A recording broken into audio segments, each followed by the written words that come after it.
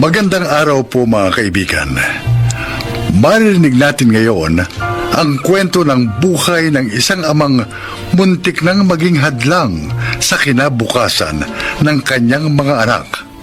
Siya ay si Dan. Mataas ang standard ko sa aking mga anak. Gusto ko palagi silang bida. Kahit nung nag-aaral sila, hanggang sa ngayong nagtatrabaho na. Ngunit isa sa kambal kong anak ang mahina ang loob at hindi ko yun nagustuhan. Maymay, anak, ano matatanggap mong incentive dahil ikaw nga employee of the year sa kumpanya nyo? Trip to Hong Kong! Part 2! Talaga? Maymay, ako ba isasama mo? Siyempre! Sabi ko naman sa'yo, diba? Kung nasaan ako, dapat nandun ka rin. Ang mama mo na lang ang isama mo. Ba? Hoy, G-boy. O, Magtrabaho ka rin ng maayos para makakuha ka ng ganitong incentives tulad nung kay Maymay. Hindi yung puro ka asa sa kakambal mo. opo pa. Pa? Si mama mo isama mo para makapag-relax naman yan. Dahil palaging stressed out, kaaalaga sa inyo. Naku, ayos lang naman kung kayo ni Jiboy ang magpapa-Hong Kong. Mga bata pa kayo, kaya dapat mag-enjoy kayo. Ikaw na lang. Kasi hindi ka pa nakakapuntang Hong Kong. At least, ako bata pa. Baka next year, baka pamasyal na rin ako sa abroad kapag nakaipon ako. Jesus. Paano ka makakapamasyal sa abroad sa lagay mong yan? Baka nga lagi kang nakakagalitan ng boss mo dahil hindi ka nagpe-perform na maayos. Pa? Pa, Gayahin mo si Maymay. Kahit nung nag-aaral pa kayo, palaging number 1. Ikaw naman, palaging kulelat.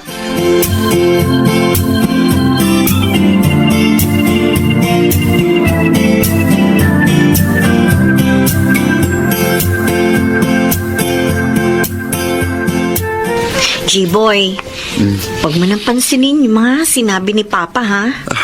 sanay na naman ako sa kanya. At saka totoo naman eh. Hindi mo naman talaga kasi ko kapareho. Masyado tayong malayo sa isa't isa. Kahit sabay tayong ipinanganak. Sus, hindi ka naman mahina eh. Simpleng tao ka lang kasi. Hindi ka kagaya sa akin, ha? Bida-bida. Huwag mo akong alalahanin. Hindi mo naman ako kailangang i-comfort. 25 years old na ako. 2 dekada ko nang narinig ang mga ganong salita kay Papa. Kaya hindi na yung bago sa akin. Pero, sure ka bang si Mama na lang ang pasasamahin mo sa Hong Kong? Final na ba talaga? Oo. O sige, sa susunod, kapag ikaw naman ang nagka-incentive, o kaya kapag nakaipon ka, pasyal tayo sa Indonesia. Oo. Di ba sabi natin, iikutin natin ang buong mundo? Oo, at tutuparin natin yun.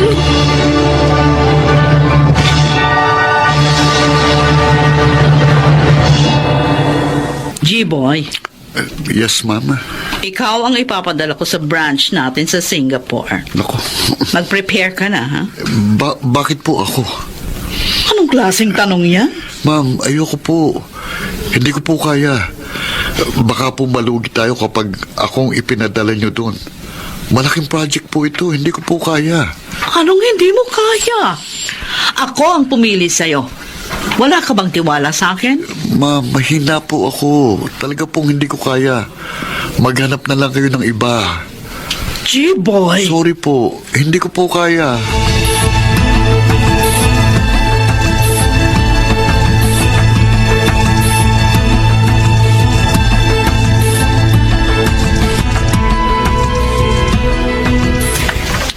Oh, kumusta ang biyahe nyo? Naku, sayang, hindi ka kasama. Ay, sa susunod.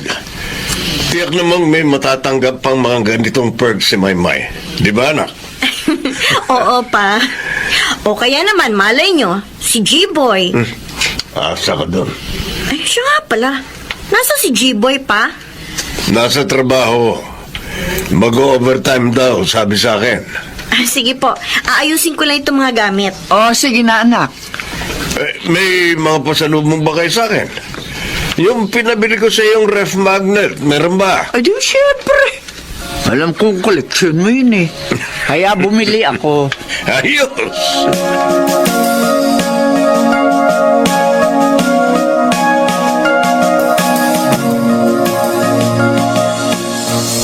La la la la. Hoy! Ay, naku. Pambira ka naman. Nakakagulat ka eh. Anong ginagawa mo dito sa kwarto ko? Ikaw Ano? ano tong nalaman ko? Na ano? Hindi mo rin tinanggap yung posisyon sa Singapore. Oo. Bakit? Naku naman, sayang yung opportunity. Ano ka ba, Maymay? Singapore yun. Mga foreigner ang i-handle ko. Tapos, ang mga kakausapin kong kliyente galing sa mga multinational companies. Kaya nga! Oh. Sayang! Napakalaking opportunity nun. Yeah. Aba, hindi lahat nabibigyan ng ganung chance. My God, try mo na ito para napatunayan mo sana kay Papa na magaling ka. Hindi ako magaling. Hindi ko kayang ganong trabaho. Ano? Hindi ako magaling. Hindi ako fit sa trabahong yon. Masaya na ako sa ganito. Kontento na ako na nakakapagtrabaho ko na maayos dito sa Pilipinas. Jiboy naman. Ano ka bang klaseng tao ka? Ano? For sure, hindi ka bibigyan ng ganung offer kung wala kang kakayahan. Tama na yan. Ang mabuti pa, kwentuhan mo na ako ng Hong Kong trip niyo ni Mama. Dali. Ewan? Ano? Babaliw ako sa'yo?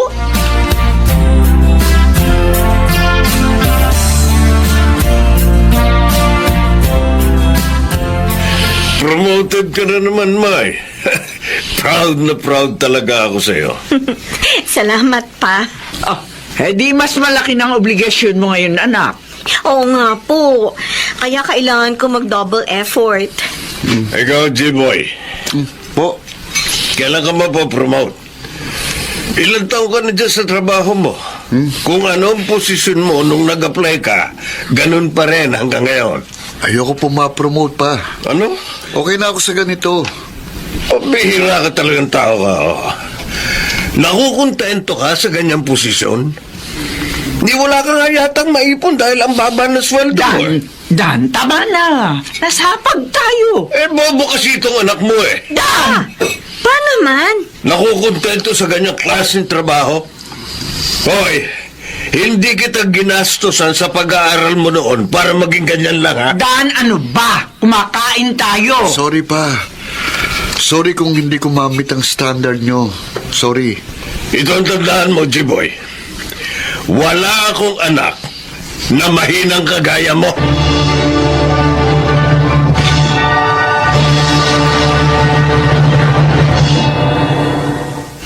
May. Oh, gabi na. Ba't hindi ka pa natutulog? Pa, may gusto sana ako sabihin sa inyo. Ano yun? Tungkol kay G-Boy. Bakit? Alam niyo ba? Mapopromote na sana siya. Actually, sa Singapore sana siya ma-assign ng boss niya. Siya ang mag-handle ng office nila doon. Kaya lang hindi niya tinanggap ang offer. Tanga talaga. Pa, sana tigilan niyo na ipaggamit ng mga salitang tanga, bobo, at mahina para kay G-Boy. Totoo naman, ha? Mas magaling ka sa kanya. Magkambal kayo pero malayong malayo siya sa'yo. At sana rin po, wag niyo na kaming palaging ikinukumpara sa isa't isa. May. Magkaiba kami, pa. Magkaiba kami ni G-Boy. Pero pareho kaming may kakayahan. Hindi lang po ako ang magaling. Kung tutuusin, mas magaling sa akin si G-Boy. Kaya lang, ayaw niyang nakakaagaw ng atensyon. Napakasimple niyang tao. At marahil nawalan na rin siya ng tiwala sa sarili niya. Kasi palagi ninyo sinasabing mahina siya. Pinaniwalaan niya yun, pa. Kaya kahit napipili siya sa mga mas malalaking project, Hindi niya tinatanggap. Kasi ang akala niya, hindi niya talaga kaya. Pa, magkapatid kami ni G-Boy. Huwag niyo po sana kaming gawing magkakumpetensya. Mahal kong kakambal ko. At ayoko may isa sa amin na tinatratong iba. Pareho niyo po kaming anak. Sana pareho niyo kaming mahalin.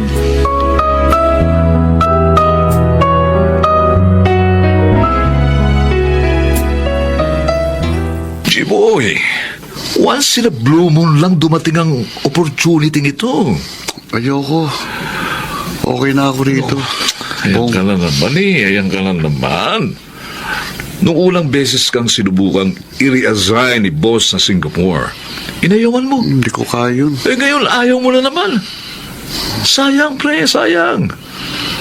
Libreng 6-month training abroad. Abay, kapag nakapagtapos ka nito, maaari kang ma-promote pare sa mas mataas na posisyon. Tataas pa ang sweldo mo. May mga incentives pa. Pare, career advancement to. O ayaw mo bang makaipong agad? Saka isa pa, sabi mo, di ba, pangarap mong makaikot sa buong mundo kasama ang kakambal mo. Naku pare, makakatulong ito ng malaki. Isa pa, mas magiging secured ang future mo rito, pare. Huy, ano ba? Sige na, tanggapin mo na ito.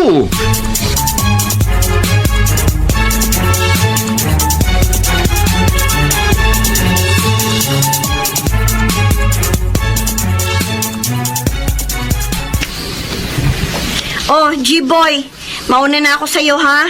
May meeting kasi kami, kailangan maaga ako. O sige, ingat ka. Yung lunch pack mo, baka maiwan mo na naman. Ay, oo nga pala. Naku! Alam mo, the best ka talaga. Kayo loves na loves kita. Ano ba? Kinikis mo naman ako eh. Naka-reserve na ito para sa magiging girlfriend ko. As if. Kaya kunin mo na yung baon mo. At umalis ka na kasi malilate ka na. Yes, sir! J-Boy, Ay, pa? ito ay suot mo ngayon. Ano ito? Di ba nakikita ko ano yan? Long sleeves. Bagong bili ko yan. Brinansya na rin ng mama mo. Oh, Yan ang isusuot mo. At sabihin mo sa boss mo na tinatanggap mo ang offer niya. paano niyo hong nalaman? Kinausap ako ng pinsan mo si Bong. Sabi niya ayaw mo na naman daw tanggapin yung training abroad. Pa, baka... Anak, I'm sorry. Patawarin mo ko. Kung palagi kitang minamaliit at ikinukumpara kay Maymay. Pero gusto ko lang sanang mas mag-effort ka pa. Hindi ko alam na ibang idinudulot sa self-esteem mo ng mga sinasabi ko. I'm sorry, anak. Pa? Magaling ka dahil anak kita at deserve mo ang pagkakataong ito, kaya tanggapin mo na.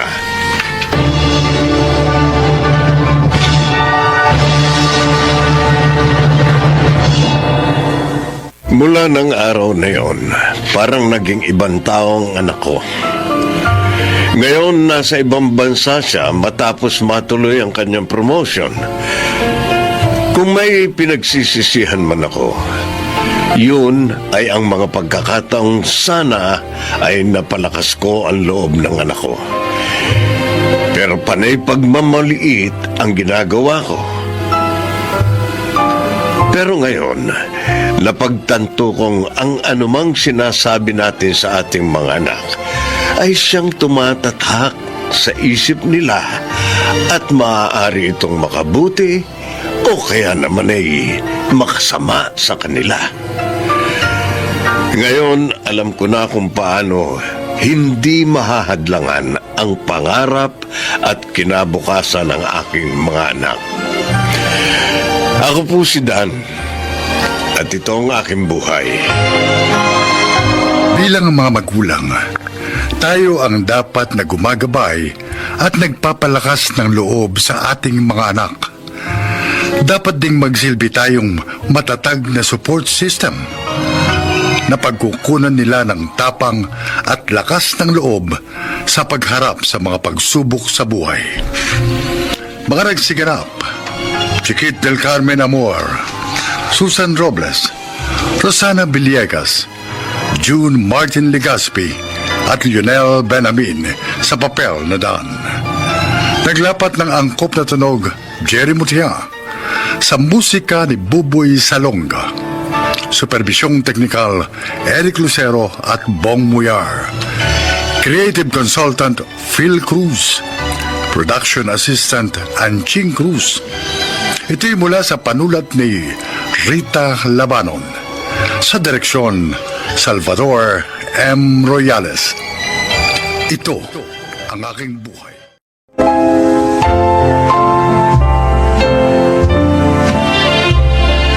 Magandang araw po mga giliw naming tagapakinig. Isa na namang kasaysayan na kapupulutan ng aral sa buhay ang inyong maririnig ngayon.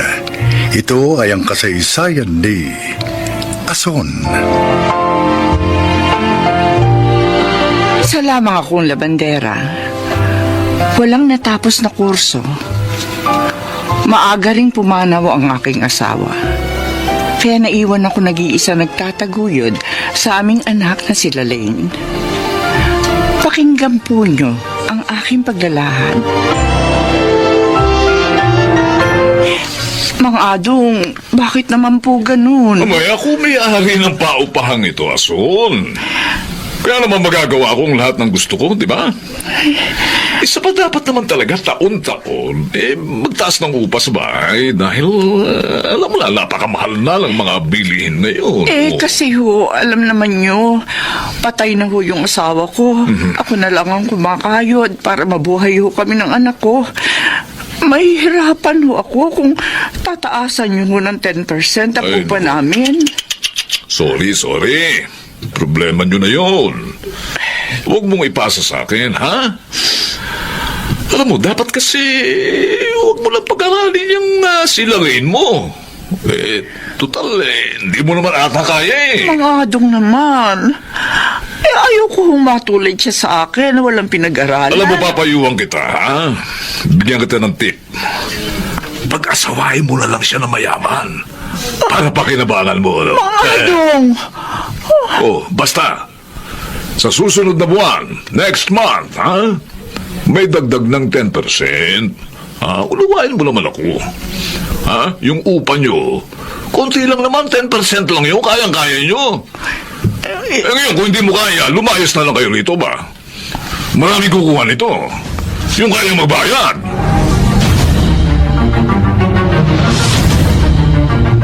Nay, bakit hindi pa po kayo natutulog? Hating gabi na po Maaga pa kayo maglalabada. Sige na, anak. Mauna ka na. Si Mang Adong po bang iniisip ninyo? Yung mga sinabi niya kanina? Alam mo, Narinig ko pong lahat ng sinabi niya sa inyo kanina. Di na nga lang ako nagpakita sa kanya. ano? Huwag po kayong umiyak.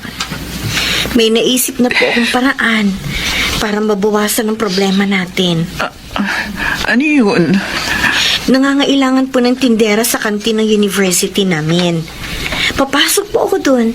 Para yung kikitain ko doon, yun na po ang panggastos ko sa pag-aaral ko. Pero baka mahirapan ka. Baka maapektuhan ang pag-aaral mo. Hindi po, Nay. Kaya ko po. Nasa time management lang po yan. Ang mahalaga, mabawasan man lang kahit paano ang kakapusang nararanasan natin. Kung buhay lang ang tatay mo, may makakatulong ako eh. Pero wala na po si Itay. Kaya tayong dalawa na lang po ang magtutulungan.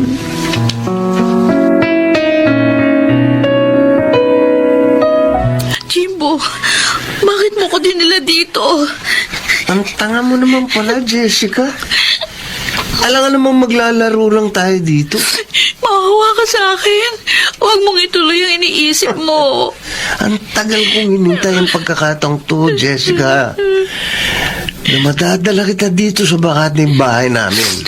At sa wakas, nangyari din. Palayain mo na ako. Pakiusap. Hindi kita isusumbong sa mga pulis. Ano ko, tanga? Nasa akin ang pagkakataon para maging akin ka. Pakakawalan ko pa ba? Jimbo! Ha? Natural, hindi mo. Ay! Bitiwan mo ako! Ayoko! Huwag ka nang magpamigil ka. Wala ka naman magagawa eh. Sabi ng bitiwan mo ako! Kinalmot mo ako sa mukha. Ito ba? Walang niya ako. Para mo ng awa. Tanggapin mo nang hindi kita mahal. Walang niya akong babae ka.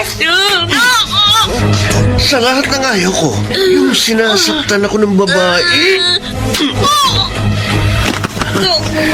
Ano ko? Isang suntok lang pala sa sikmura ang katapat mo eh. Ngayon, wala ka ng malay. Magagawa ko na ang lahat ng gusto kong gawin sa'yo. Pagsasawaan kita, Jessica.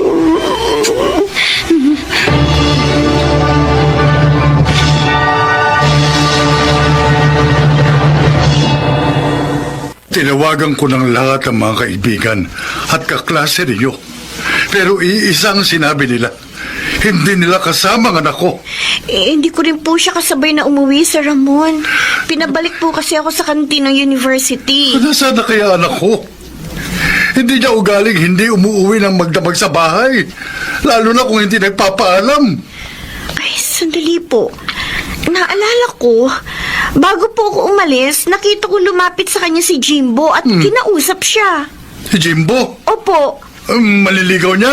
Opo. Baka itinanay niya si Jessica ko. Hindi naman po niya nobyo si Jimbo. Binasted pa nga niya yun eh. Dahil mayabang. Kung ganun, nasaan na ang anak ko? Nasaan na si Jessica? Ano na nangyari sa kanya?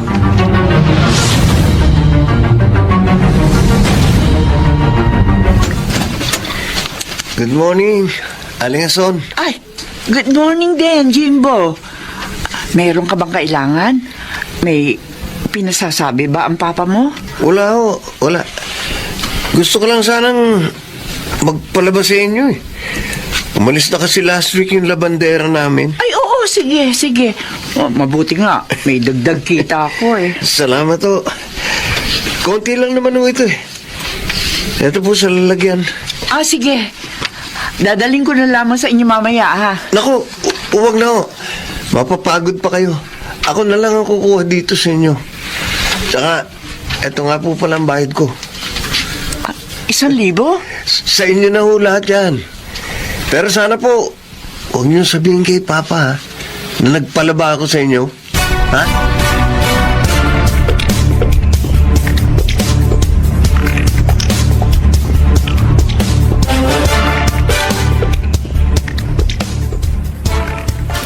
Nakapagtataka talaga si Jimbo. Parang bigla siyang bumait kaninang dumating dito. Binigyan pa ako ng malaking bahid sa pinalalaban niya sa akin. At ayaw din niya sabihin ko kay Mang Adong na nagpalabas siya sa akin. Bakit kaya? Tsaka, napansin ko rin, meron siya mga kalmot sa mukha.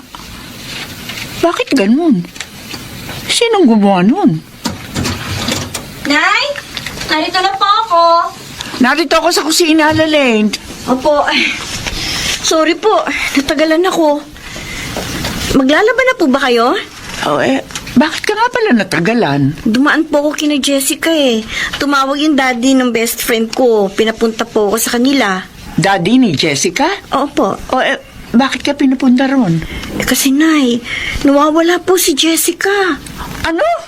Ay, kukwento ko na lang po sa inyo ang lahat habang naglalaba. Nay, tayo na po. Oh, sige, mabuti pa nga. Basta anak, Po. unahin natin laban itong damit ni Jimbo. Dinala niya kanina rito. O, eto sa lagayan, oh. Nagpunta dito si Jimbo? Oo. Nagtataka nga ako eh. Dahil parang biglang bumait. Binigyan pa nga ako ng 1,000. Bayad daw dito sa pinalalaban niya. Ay, teka, kukunin ko na sa plastic tong dinala niya. Ay, Nay, may nahulog sa kinuha niyong labahin, no? Ha? My God! Ang nahulog! Bracelet ni Jessica! Ano? Sigurado ka ba, anak? Opo! Suot niya po ito eh. Nahuli namin siya nakita. Ay, paano napunta yan kay Jimbo? Teka, yung mga damit ni Jimbo.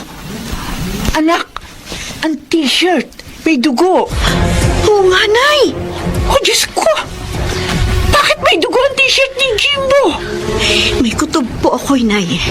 May kinalaman siya sa pagkawala ng best friend ko. Baka nga. Nakita ko. May mga kalmot siya sa mukha.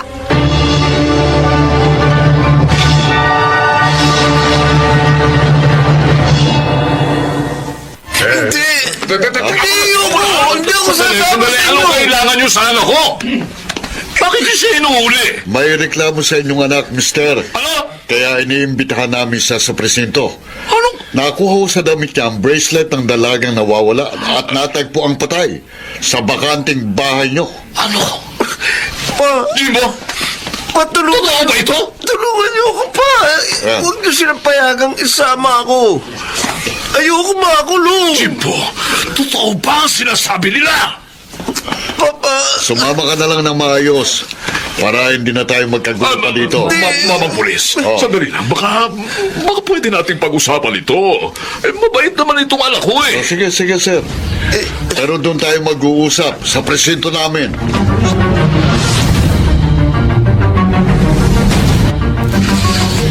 Napakasakit nitong pagkikita natin, anak. Tsaka balik ka nga rito sa bahay natin. Pero patay ka na. Damon, nakikiramay ho kami. Kayo pala, Ason, Lalern. Nalulungkot to ako sa nangyari sa kaibigan ko. Ang walang yung Jimbo na yon. Siya ang may kasalanan ng lahat. Hindi niya natanggap ang kabiguan niya sa anak ko, kaya niya dinukot, ginahasa at pinatay. Pero, paano po napunta sa bulsa ng pantalon niya ang bracelet na suot ni Jessica? Ayon sa pag-aamin niya sa mga pulis, kinuha niya yun kay Jessica. At hindi niya namalayang nailagay niya sa bulsa niya. Kaya pala. At yung mga kalmot niya, marahil, kalmot yun ni Jessica na manlaban sa kanya. Tama ka, Ason. At nang mapatay niya sa saksak ang aking anak, naisip niyang palaban sa iyo ang damit niya upang maitago sa kanyang mga magulang ang ginawa niyang krimen. Kawawa naman ang kaibigan ko. Alamot na lamang sa Diyos dahil nakita niyo mga katibayan sa krimen na yun. Ang inaalala ko ho ngayon ay si Mang Adong. Malamang ho, nagalit yun. Dahil sa pagtestigo namin labang kay Jimbo.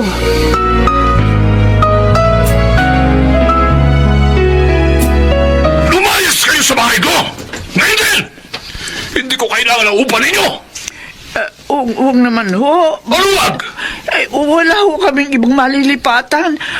Paalisin niyo agad kami. Wala rin ho kaming Wala pera. akong pakialam! Basta kung gusto ko lumayas kayo rito, ngayon din! Walang utang na loob kayo! Nakatira na nga kayo rito. Ipinahamak niyo pa ang anak ko! Oh, Nay, umalis na lang po tayo dito para wala nang gulo. galit.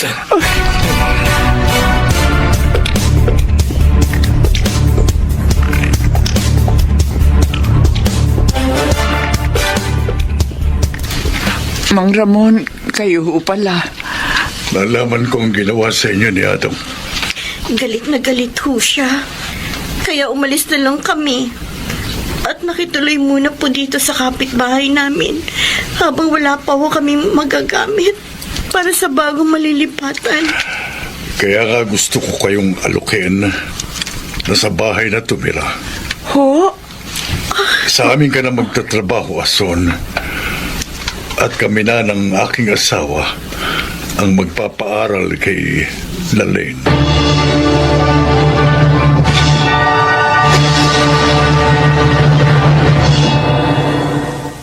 At doon na nga kami tumira sa bahay ni Sir Ramon. Sa kanila na ako nagtrabaho hanggang sa makatapos ng pag-aaral si Lalaine. Sana po'y kinapulutan niyo ng aral ang aking kasaysayan.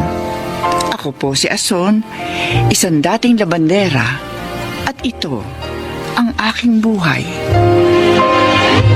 Hindi pinababayaan ng dakilang lumikha ang nilalang na may malinis na kalooban. Mga nagsiganap, Chiquit del Carmen Amor, Rosana Villegas, June Martin Legaspi, Lionel Benjamin, Bobby Cruz, at Susan Robles sa papel na Ason. Naglapat ng angkop na tunog, Jerry Mutia, sa musika ni Buboy Salonga. Supervisyong teknikal, Eric Lucero at Bong Muyar. Creative Consultant, Phil Cruz. Production Assistant, Anching Cruz. Ito'y mula sa panulat ni Telma Corporal Alcantara. Sa direksyon, Salvador M. Royales. Ito ang aking buhay.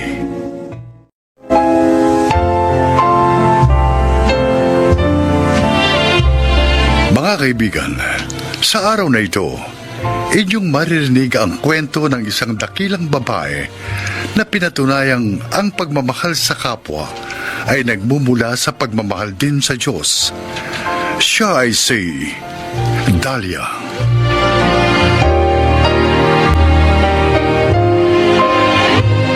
Si Victor ang una kong pag-ibig. Sa mga unang taon na aming pagsasama, nabiyayaan kami na isang anak na lalaki, si Albert. Pero hindi sapat ang pagkakaroon namin ng anak upang maging seryoso siya sa aming pagsasama na noon ay walang basbas ng kasal. Na mag-uwi siya ng babae sa kanyang bahay at doon na rin pinatira. Yun ang ginawa kong ultimatum upang humiwalay na sa kanya. Ilang taon na lumipas at nakilala ko si Jaime sa isang pagtitipon sa simbahan. Isang mabait at maalalahaning doktor. At nang lumaon, nagkaibigan kami ni Jaime at nagpakasal.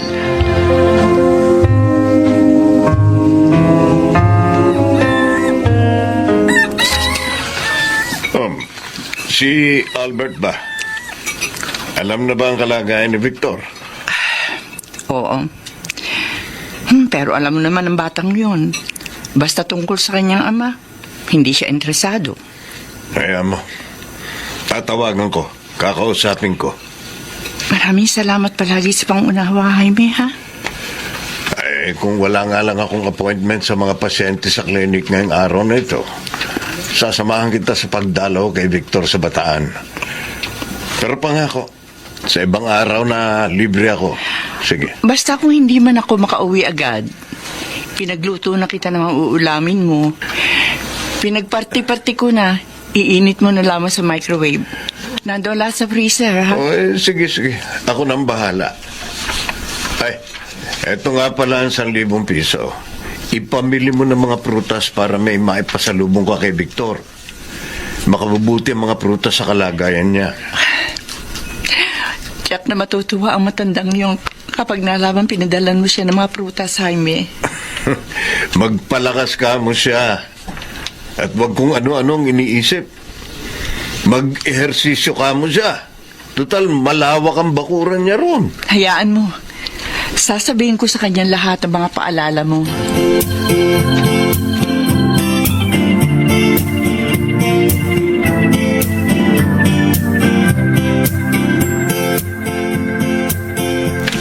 Albert, nag-text daw sa'yo si Nanay Dahlia. Nag-text sa akin nagtatanong kung nabasa mo na raw ba. Hindi ko nga kasi maiwan itong mga gulay na pinagbubukod-bukod ko sa mga stall. Baka kasi biglang dumagsa ang mga customer. Hindi pa natin naihanda ang ating mga paninda. Ano ba sabi ni Inay? Papunta raw siya sa Bataan. May sakit daw si Tatay Victor Kung makakasunod ka raw ba doon? Hindi na. Mas mahalagang hanap buhay natin dito. dito natin kinukuha ang ating mga pangailangan. Kaya nandito ang priority ko. Ay, sige. Di sasabihin ko na lang na busy ka dito sa market stall natin. Kung bakit kasi pinawiwili niya yung matandang yun na tuwing magkakasakit, siyang nag-aasikaso. Kung tutuusin, matagal na silang walang kaugnayan sa isa't isa. Mabait nga kasi si Nanay Dahlia. Hindi niya matiis si Tatay Victor. Hindi na makatwiran yung kabaitan ni Inay Iris. Inaabuso lang ng matandang yon ang kababaang loob niya.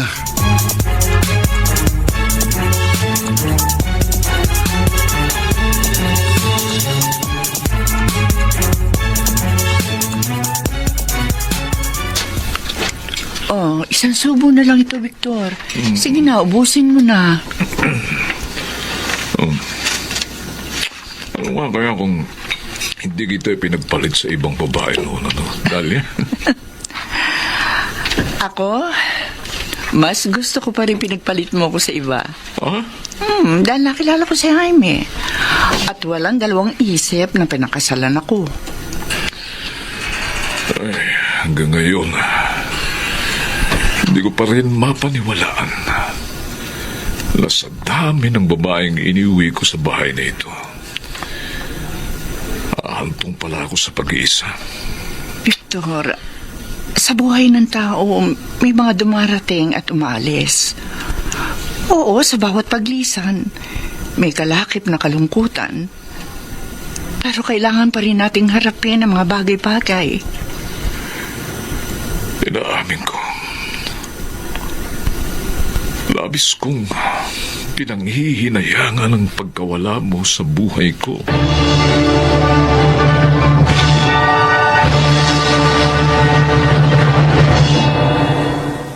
Mama! Pakihatid po lang sa bayan! Kumare! Ay, oy! Oy, ano? Pauwi ka na ba sa Maynila? Oo, Mare. Salamat nga pala sa pagbalita mo sa akin sa text sa kondisyon ng kumpareng Victor mo, ha? Kahit papaano, naririyang ka at nakakabalita ako sa'yo. Ako, sino pa ba naman ang magtutulungan kundi tayo? Huwag kang mag-alala. Lagi ko namang nakikita yung mga kilos niya doon sa loob ng kanyang bahay. Malalaki kasi yung mga bintana. Kitang-kita ko mula sa bintana namin. Oo, pero sana lang, inumin niya yung mga gamot at vitamins na iniwan ko sa kanya. Kailangan nga kasi yun ng katawan niya. Pinagluto ko na rin ng pagkain. Inilagay ko na lamang sa refrigerator niya. Napakabuti mo pa rin talaga kay kumparing Victor, ano, kumare? Kung sana nga lang, nakita niya yung kabutihan mo noon pa man, ano? Huwag na nga natin pag-usapan na nakaraan. Tapos na yun eh. Oh, papaano? Nainip na si Mamang Tricycle. Balitaan mo na lamang uli ako, Mari, ha? Oo, siya. Sige. Oy, Mare, ingat ka sa biyahe, ha? Salamat. Kumusta na lang sa inaanak kong si Albert? Oo, makakarating. Oh, sige na, aalis na ako, ha? Sige. Mama, tayo na po.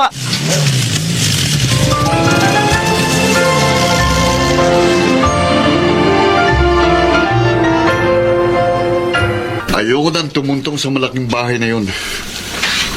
Naroon lamang mapapait na alaala ng aking kabataan. Nauunawaan ko naman kung saan nagmumula ang pinaguhugutan mo, Albert. Nakatatak sa bahay na yon ang kanyang kalupitan sa akin. Kay Inay. Uuwing lasing dahil talunan sa sabong. Lahat ng makita ay babalibag, tatadyakan.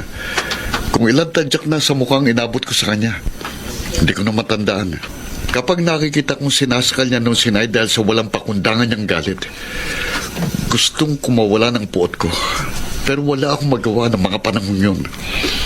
Sabi ni Inay, mas payat na raw si Tatay Victor ngayon kaysa noong huli niyang dalaw. Palibhasa nga masamang damo kaya matagal mamatay. Ang nakakainis lang, bakit kailangan pa naming madamay ni Inay sa mga dinaranas niya ngayon? Hindi pa pwedeng basta na lang siya mamatay at maglaho sa mundo.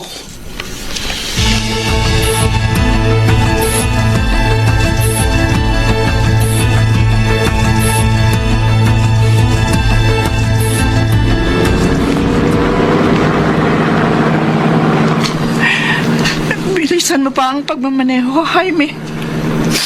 Baka hindi na natin abutin ng buhay si Victor. Eto nga't ang bilis na ng takbo natin. Kailangan din natin mag-ingat dahil baka tayo naman ang madisgrasya. Ang sabi sa text si Kumaring Doris, nakita raw niya na sumuko ng dugo sa may bintang na si Victor. Pagkatapos noon, bumagsak na raw sa loob ng bahay. Kaya hindi niya na alam ang sumunod na nangyari. Huwag ka mag-alala. May dala akong first aid kit. Kung ano man malalapatan din natin siya ng lunas pagdating doon. Pero paano kung udat na natin siyang patay? Paano? Pwede ba? Huwag ko ano-ano ang iniisip mo. Natataranta na nga ako sa pagmamaneho.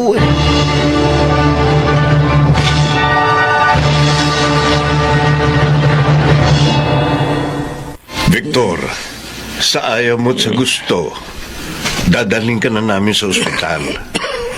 Masela na ang kondisyon mo. Kailangan na ng agarang pagsusuri sa sakit mo. Ayoko na, Aine. Kung mamamatay man ako ngayon, mas gusto ko dito na lang sa bahay. Victor, Dito sa bahay ko. Victor, makinig ka kay Jaime. Siya nakakaalam sa kalagayan mo. Sige na, Dalia. Ihanda mo na ang kanyang mga gamit. Bubuhatin ko na siya para maisakay sa van. Ayoko. Ayahan nyo na lang akong mamatay rito. Teka. Ayahan nyo na lang akong mamatay.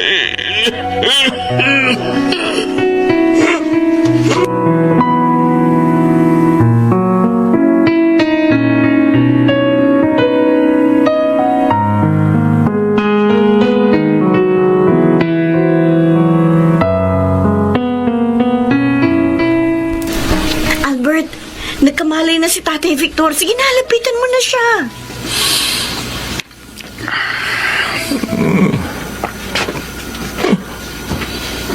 Albert, ikaw ba yan, anak? Ako nga po, Tay.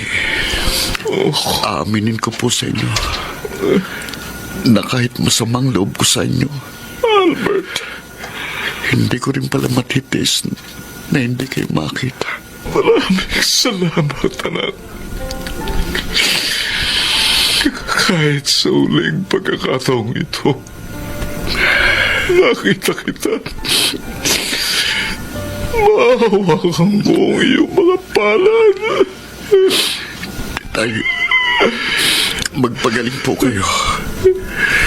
Hintayin po namin lahat ang paglabas niyo rito sa ospital. Hindi na, anak. Ramdam ko na mamamatay na ako.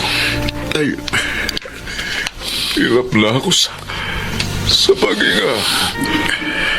mahal ko po kayo. Anak, Mahal na mahal ko po kayo. Hindi man po ako nagkaroon ng pagkakataong iparamdam sa inyo yun. Pero sa kaibuturan ng puso ko, yun pong nadarama ko. mahal naman din kita, anak. Pero gusto ko bang tunan ang mga pagkukulang ko sa iyo?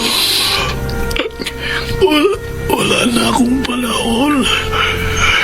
Tay, Anak, hirap na hirap. Anak, huminga. Hindi ko na kaya. Hindi ko na. Tay, Tay, magsalita pa kayo. Itay, Itay.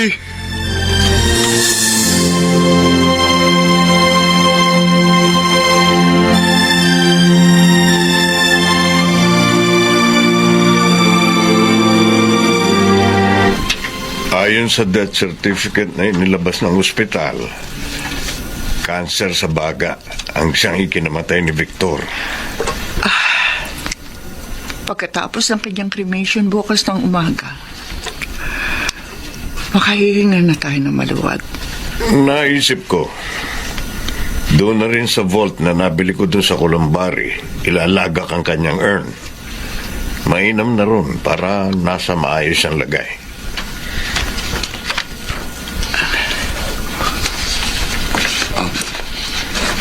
Maraming salamat po, Tatay Jaime. Naging napakabuti niyo po kay Tay.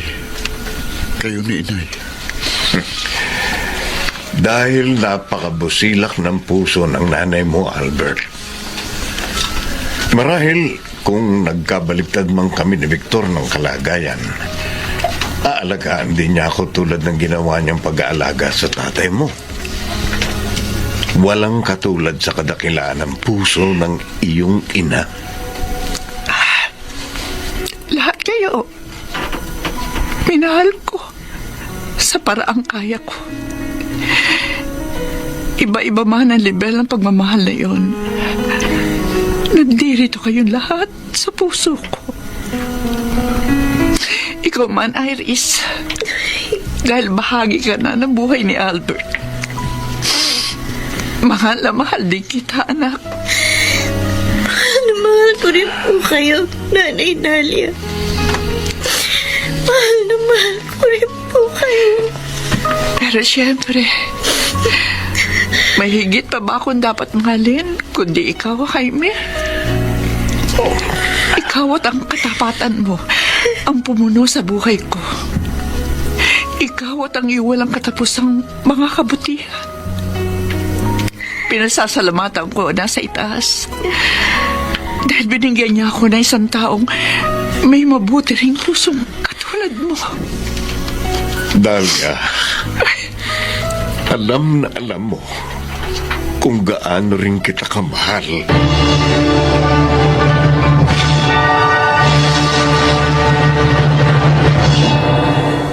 Pagkaraan namin mailagay sa maayos sa mga abo ni Victor, nagsimula na rin kaming bumalik sa normal naming mga buhay. Mas naging panatag na ang aming mga kalooban pagkaraan ng mga pangyayaring yon. Dahil alam naming nasa payapa na rin siyang kalagayan sa piling ng nasa itaas. At sa mga naganap at magaganap pa sa aming mga buhay. Wala pa rin mababago sa tunay at kababaan loob na ipagkakaloob namin kanino man. Ako po si Dalia. At ito ang aking buhay. Lubos na mahalaga ang kabutihan. Ginagawa tayong karapat-dapat ng banal na salitang ito at pinagpapala ang ating mga buhay mula sa ating mga isipan hanggang sa ating mga puso. Makanagsiganap, Chiquit del Carmen Amor, Rosana Villegas, Lionel Benamin, June Martin Legaspi, at Susan Robles sa papel na Dalia. Naglapat ng angkop na tunog Jerry Mutia sa musika ni Buboy Salonga. Supervisyong teknikal Eric Lucero at Bong Muyar. Creative Consultant Phil Cruz. Production Assistant Anching Cruz. Ito'y mula sa panulat ni Sel Barlam. Sa direksyon Salvador M. Royanes. Ito ang aking buhay.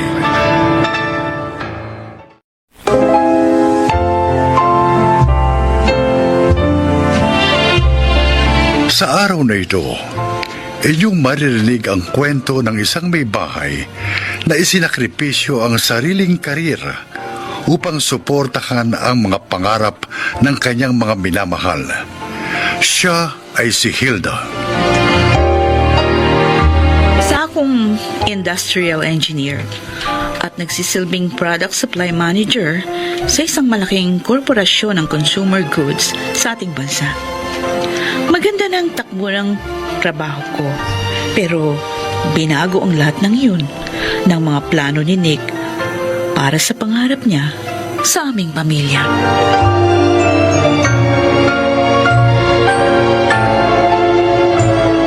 Rinig ka sa akin, Hilda. Mas mapaplano natin ang kinabukasan ng mga bata kapag nandito na rin kayo sa Dubai. Pero Nick, paano ang trabaho ko? Kailangan mo mag-resign. Look, kailangan samantalahin natin ang pagkakataon hanggat malakas pa ang ekonomiya rito sa Dubai. Kaya sige na, iayos mo lang lahat ng mga papeles nyo ng mga bata. Okay? Gusto ko na kayong makasama rito sa lalong madaling panahon.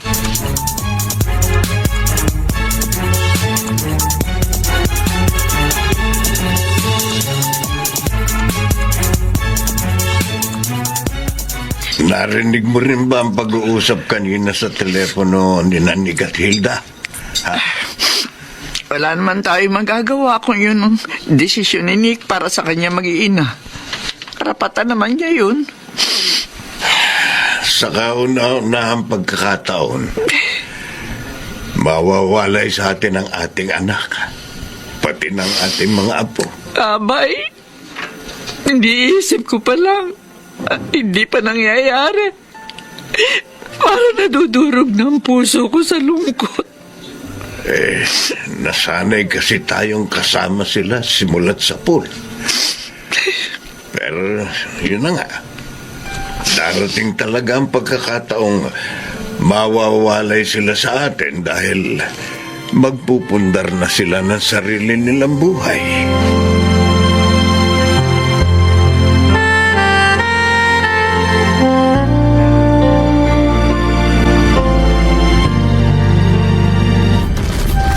Ikaw, kuya, gusto mo bang sa Dubai na tayo tumira at mag-aral? Why not? Saka kung yun ba ang desisyon ni Daddy? Iniisip ko lang kasi, magkakaroon din kaya ako ng mga friends doon? Siyempre, may Filipino community rin doon. Kaya for sure, may mga magiging kaklase rin tayong mga Pinoy doon. Feeling excited ka na talaga, ha, Oo kuya? naman. Saka, talagang nami-miss ko na rin si Daddy. Tama nga kasi siya. Na kapag nandun na tayong lahat sa Dubai, mas magiging masayang pamilya na tayo kasi nga, magkakasama-sama na tayo.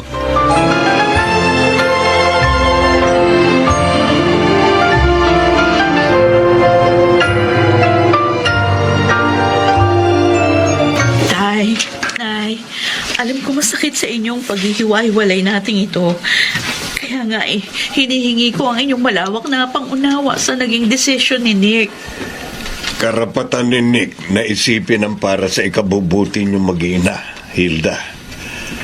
Lalo na para sa mga bata. Alam kong maganda ang pangarap niya para sa mga apo ko. Malulungkot man kami ng tatay niyo. Pero kung para naman sa magandang hinaharap na naghihintay sa inyo sa Dubai, buo ang suporta namin para sa inyo ni Nick, anak. Maraming salamat po, Nay. Tay, huwag kayong mag-alala. Palagi namin kayong tatawagan ng mga bata para kumustahin. Basta tuparin mo yung pangako mo yan, ha? Dahil kahit man lang mga boses niyo marinig namin ng tatay niyo, magiging maligaya na kami. Tay. At wag na wag niyong kalilimutan mag-post ng mga retrato niyo araw-araw sa Messenger, ha? Para nakikita rin namin ng mga ginagawa niyo ron sa Dubai. Opo. Sa ganong paraan, para na rin tayo magkakalapit. At nang hindi rin namin masyadong maramdaman ng nanay niyo ang inip sa pagkakalayo-layo natin.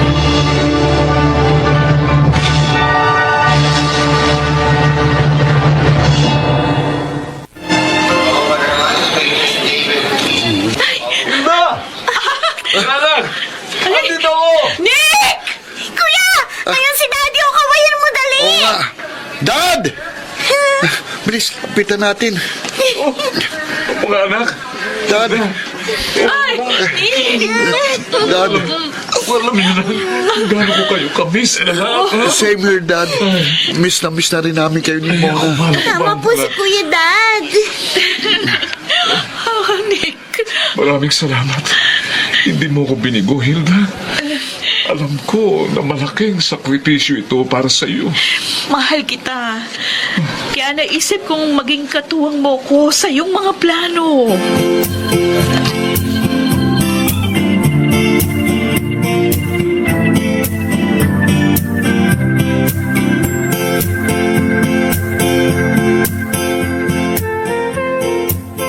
Abay! Abay, naku! Ay, tingnan mo! Kagaganda ng mga retrato yung pinadala ni Hilda sa graduation ni Adam sa kanyang senior high school dito sa Messenger, oh! Tingnan mo! Napakabilis talaga ng panahon. Hindi tayo nainip, eh. Magkukuleyo na pala si Ada. Ay, oo! At sa susunod, si Mona naman ang aabangan natin makatapos din sa kanyang senior high. Ay, sadyang masisikap sa pag-aaral ang mga apo natin, abay. Kaya naman ang ama nila sadya rin mataas ang pangarap para sa kanila. Para sa akin, ay napakapalad ang anak natin kay Nick. Ay kung papaano napakapapalad din ang mga apo natin sa pagkakaroon ng isang mapagmahal at responsabling ama na nagiging sandigan nila sa lahat ng sandali.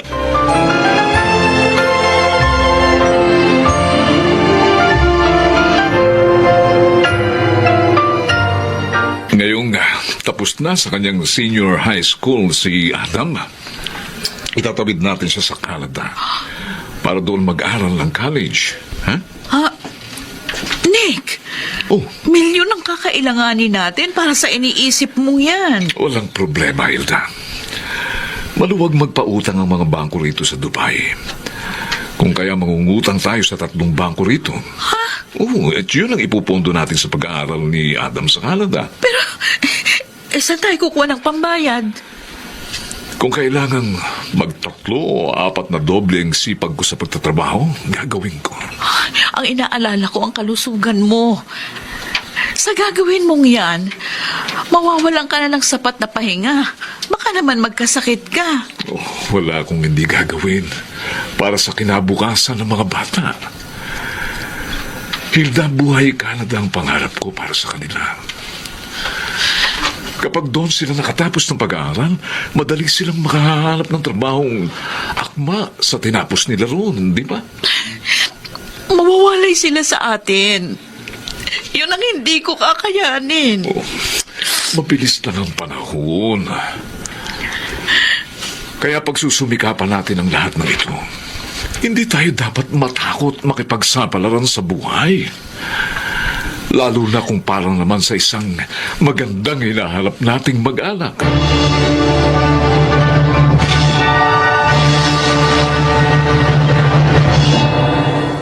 Nick, 6 na mahabang taon na ang nakalipas nung huli nating madalaw sa Canada ang mga bata.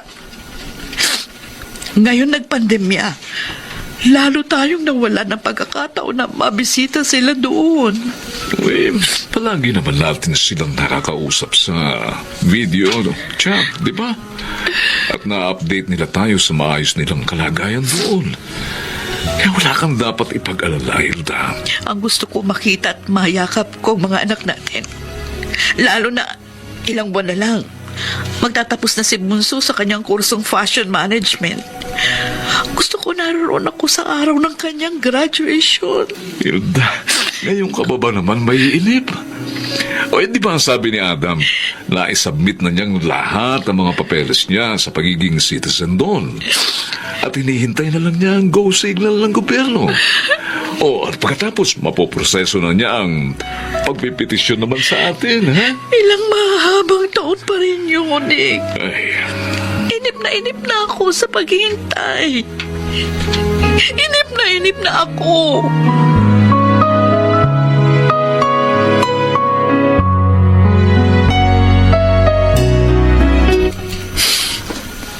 Palayo ng palayo ang distansya ng kinaroroonan sa atin ng ating mga apo-abay. Ang mahalaga, palapit naman ang palapit si Nick at Hilda sa pangarap nila para sa kanilang mga anak. O, tingnan mo ka. Kaganda ng trabaho ni Adam sa isang marketing company roon. At tiyak, maging si Mona, makakukuha rin ng magandang trabaho ron pagka-graduate niya sa kursong kinuha niya. Sana lang isang araw magkaroon ng pagkakataong makasama natin silang muli. Sabik na rin ako makita at mayakap ang mga apo ko.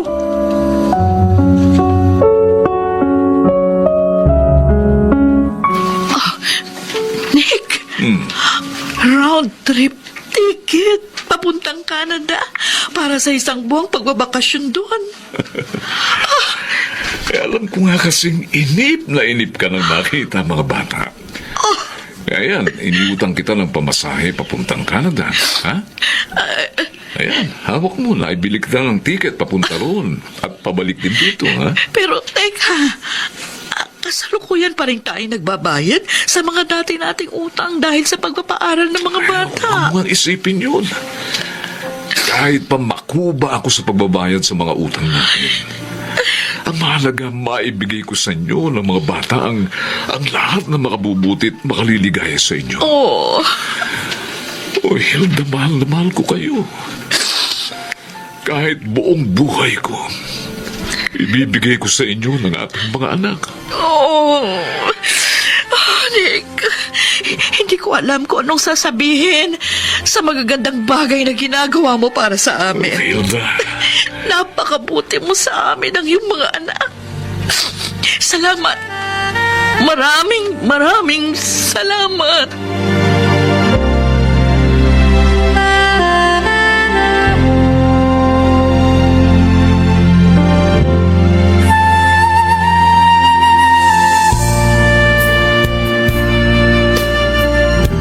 Hey, Dad! Anak. Salamat sa chance na makasama namin dito si Mami. Pero mas masaya sana kung nandito ka rin. oh, Yeah, Dad!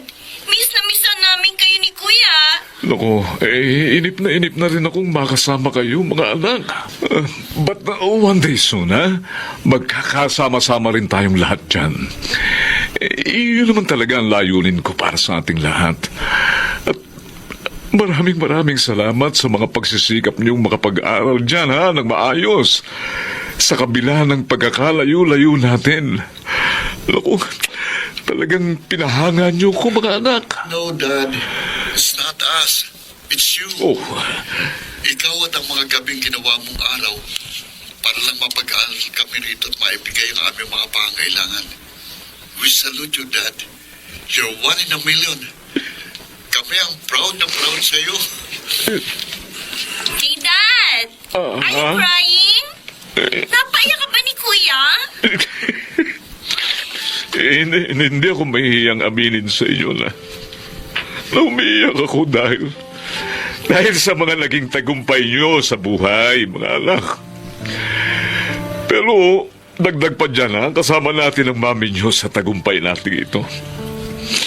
Siya at ang moral support niya, di ba? Siya pa rin ang gumawa ng pagpapalakas ng loob natin. Number 1 siya na dapat nating pasalamatan, ha, mga anak? Nick, ano ka ba? Kailangan bang payakin mo rin ako? Para sa akin, ikaw ang pinakasusi sa pagkakamit ng lahat ng ito. Hilda, Mahal na mahal kita. Mahal na mahal ka namin ng mga anak mo. At sa bawat layunin mo, lagi pa rin kaming nasa iyong likod. salamat. Mahal na mahal ko rin kayo. At natitiyak ko, darating din ang araw na magkakasama-sama tayo.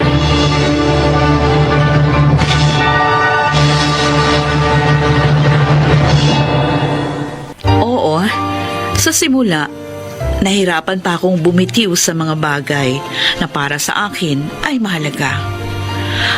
At tangi kong ninanais.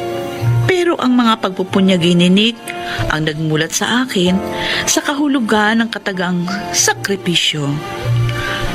Hanggang dumating sa aking kamalayan, ang higit na pagbibigay halaga sa mga bagay na mas karapat-dapat, lalo na para sa kapakanan ng aming mga anak. Sa ngayon, unti-unti na rin kaming nakaraos sa mga pagkakautang namin sa 3 bangko dito sa Dubai. At habang naghihintay kami na mapetisyon ni Adam para sa paninirahan namin sa Canada, patuloy pa rin si Nick sa pagdudugtong sa aming mga pangarap. Ako si Hilda at ito ang aking buhay. Ang mabuting ugnayan ng isang mag-asawa ay pinatitibay ng pagmamahalan, seguridad at pagkakabuklod-buklod tungo sa pagkabuo ng isang matatag na pamilya. Makaragsiganap, Susan Robles, June Martin Ligaspi, Chiquit del Carmen Amor, Junel Benabin, at Rosana Villegas sa papel na Hilda. Naglapat ng angkop na tunog Jenny Mutia sa musika ni Buboy Salonga. Supervisyong teknikal Eric Lucero at Bong Muyar. Creative Consultant Phil Cruz. Production Assistant Anching Cruz. Ito'y mula sa panulat ni Sel Barlam. Sa direksyon Salvador M. Royales. Ito ang aking buhay.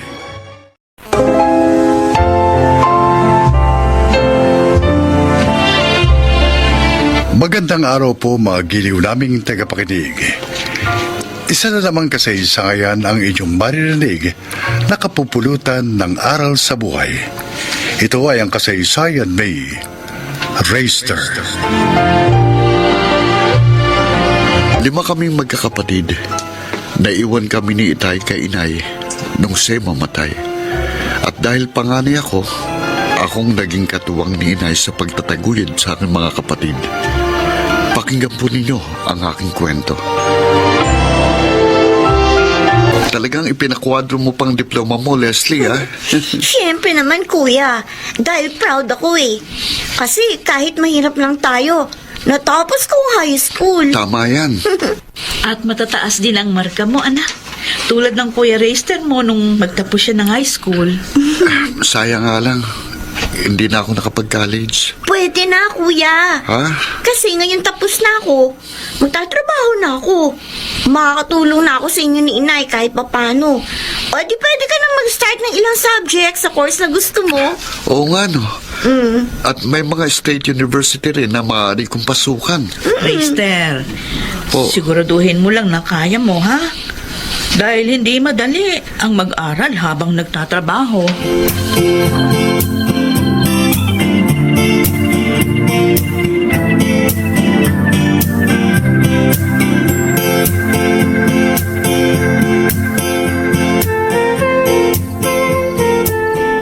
Balot!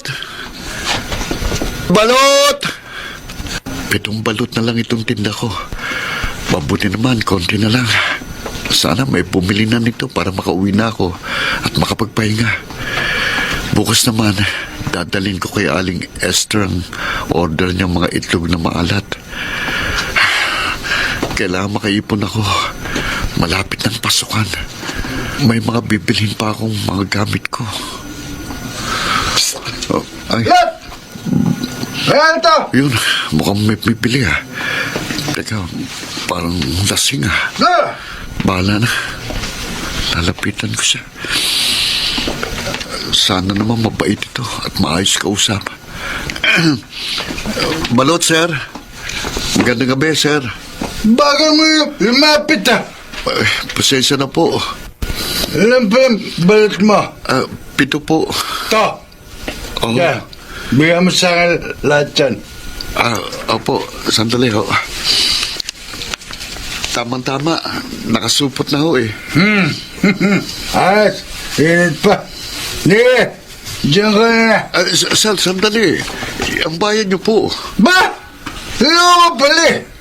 Sabi ko, di ba bigay mo sa akin? Alam ko, sinabi mo babayaran ko. Sir, huwag naman po ganun. Nagtatrabaho po ako na maayos para kumita. Para ho makaipon at makapag-aral. Walang pakialam! Jails dyan! Aliko! Gago Sir, ka! itinulak niyo ako. Gago ka! Kulit mo! Sinisingil mo ko! Kaya naman ako sinabi, babayad ako! Kung hindi kayo magbabayad, akin ang mga balot ko. Wala kaya ka! Hinagaw mo yung balot ko, ha? Ha? Betot sa... Betot sa'yo! Nagpas ang suntok mo. Ayoko sana ng gulo eh. Pero namimilit ka. Kaya tikman mo ito. Isang suntok lang pala ito eh. Pag sa kagad eh. Yabang mo. Yan ang bagi sa'yo. Ang matulog sa kalye.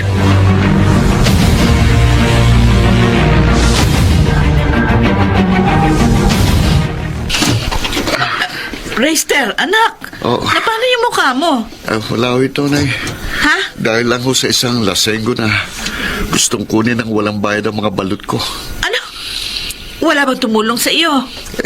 Wala pong tao sa lugar na Pero, hindi naman po niya nakuha ang mga balot. Lumaban po ako na suntukin niya ako. Kaya, ayun, naiwan ko po siyang tulog sa kalye. At nabili rin po ang lahat ng mga balot ko. Ako, Diyos ko. Salamat na lang at nakaligtas ka doon sa walang yang yun. Bakit naman kasi iinom maglalasing pagkatapos mamimirwisyo ng kapwa nila? Oo nga po Mahirap na nga ang buhay. Pinabibigat pa nila. Anak, mabuti pa kaya Iwan mo na yung pagtitinda ng balot. Oo. Tulungan mo na lang ako sa paghahangot pagtitinda ng mga isda.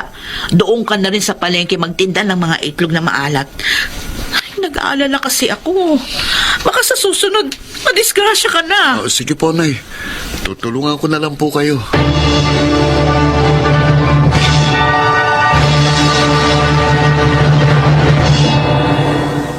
Hindi ka na pala nagtitinda ng balot, Chrysler? Oo, Rex. 2 weeks na. Tinutulungan ko na lang si inay na humangot magtinda ng mga isda. Mas okay naman dahil mas magandang kita namin ngayon. Ba't may iniwan yung dati mong ginagawa? May nakaaway kasi kung lasing. Nag-aalala si inay na baka sa susunod, madisgrasya na ako kaya sinunod ko na lang siya. Pero mahirap pa rin ang trabaho yan. Ha? Mangangamoy mabaho ka. Nag-aaral ka pa naman. Naliligo naman ako bago pumasok sa university. Ano ko ba? Mas madali itong trabaho ang ihalo ko sa iyo. Mas kikita ka pa ng malaki. At kung magiging matalino ka lang, pwede ka pang yumaman. Talaga? Oo!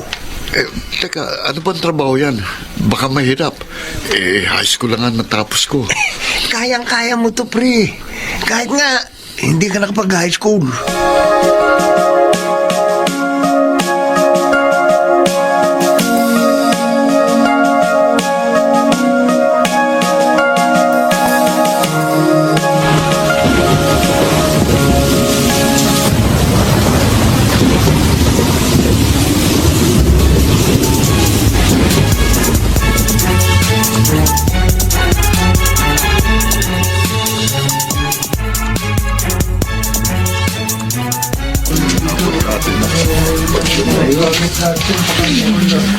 Halika na, Leslie. Linisin na natin ang bahay. Ang tatlo na nating kapatid ang magbabantay ng mga gamit natin dito sa evacuation center. Ay, linis na naman. Oh, bakit bigla kang nalungkot dyan? Naisip ko lang, kuya. Kailan kaya darating ang panahon na hindi na tayo babahain mo?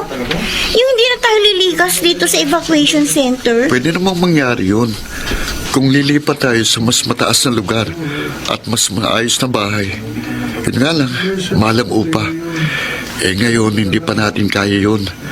Dahil nag-aaral pa kaming 4. Oo nga. At tayo lang ni na inay ang nagtatrabaho. Pero huwag tayong mawala ng pag-asa, Leslie. At huwag tayong tumigil sa pagsisikap. Malalagpasan din natin ang kahirapang ito. Ay, sana nga, kuya. Tara na maglinis. Alalahanin mo. May pasok ka pa mamaya sa trabaho mo.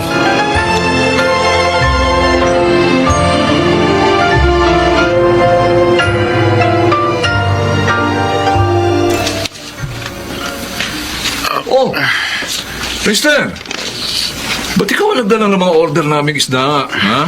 Nasaan sa yaling bilhin? May sakit si Inay, Dindo. Ha? Kaya ako na lang ang humango at nagtinda ng mga isda ngayon. Ay, ganun ba? Teka, sandali nga. Oh, ito ang bayad namin. Oh, ayan. Oh, sa'yo na, suklay, sa'yo na. Ako, salamat, pre. Mukhang mucho ka ngayon, ha? Okay, ikaw naman talaga. Lagi ako mucho. Ha? Maganda kita ko sa trabaho ko Lagi pa ako mabango, ha? At may mga bagong gamit, ha? Di ba umalis ka na sa fast food? Fast food? Naku, matagal na, pre. Matagal na. Mas maganda na ang trabaho ko ngayon. Gusto mo, sama ka? Ha? Oo, tuturuan kita kung paano gagawin. Kasi, Dindo, baka katulad niya ng trabaho ni Rex. Naku, pre. Oh. Niyaya din ako ni Rex doon. Oh. Pero ayoko. Delikado yun Alam mo, pre, mas maganda yung tulakan ko. Ha? Malaki na ang kita. Safe pa, pre. Ha? Ganito lang gagawin, ha? Halika. Oh, Makinig ka.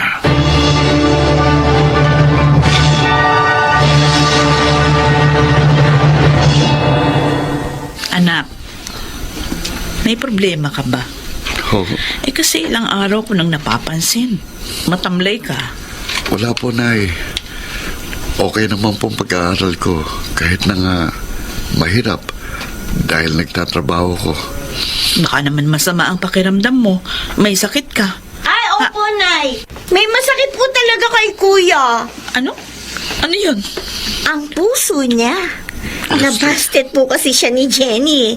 Yung maganda at may kaya na nakatira dun sa 3rd Street. Bakit ka naman nabasted, anak?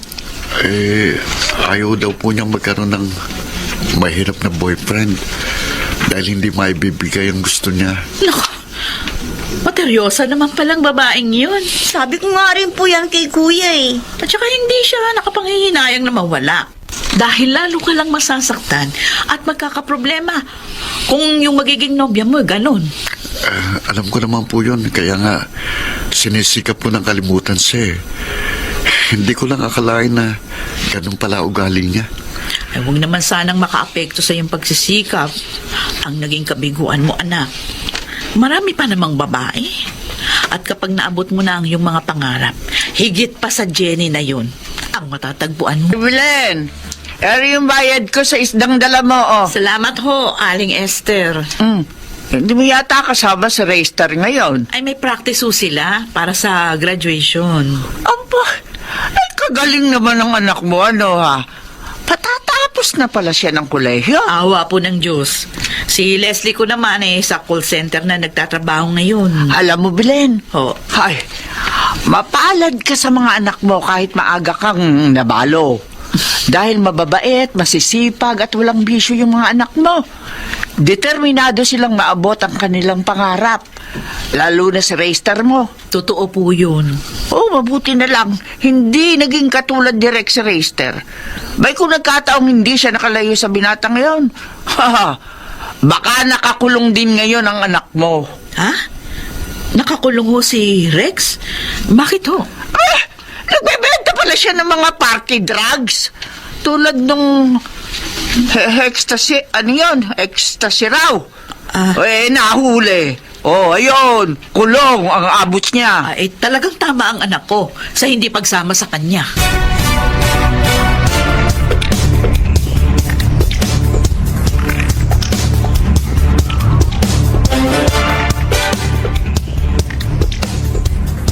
Wow! Ang ganda ng bahay natin, Kuya! Dito, hindi na tayo babahain pa. Oo nga.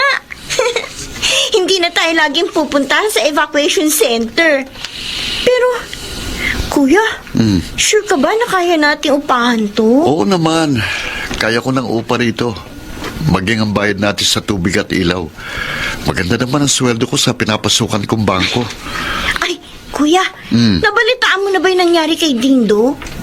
Matagal na kami hindi nagkikita eh. Nagalit yata siya sa akin. Tinanggihan ko kasing alok niyang sumama ako sa trabaho niya. Bakit?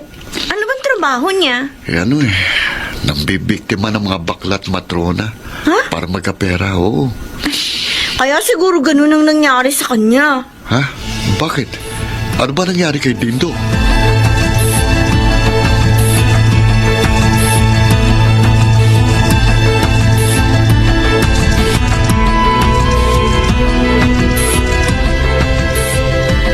Dindo, pare, hindi ko akalaing ganyan kalalang nangyari sa'yo. Binugbog ako lang. Anak lang matrolang sugar mami ko, Esther. Natuklasan kasi nila na meron pa akong ibang syota. Halos masira ang kagwapuhan mo, pre. Naku, Ilang ipin mo pang nabungi, Oo nga eh. Ilan yan? huwag mo na bilangin. Ngayon ko napatunayan, pre, na tama ka sa pagtanggi sa halo ko sa'yo noon. Ngayon tapos ka na ng college. At may maganda kang trabaho, pre. Pare, pwede rin naman magkaroon ka ng magandang kapalaran. Basta't may sipag at tiyaga ka lang. Determinasyon. at matibay na pananalig sa Diyos.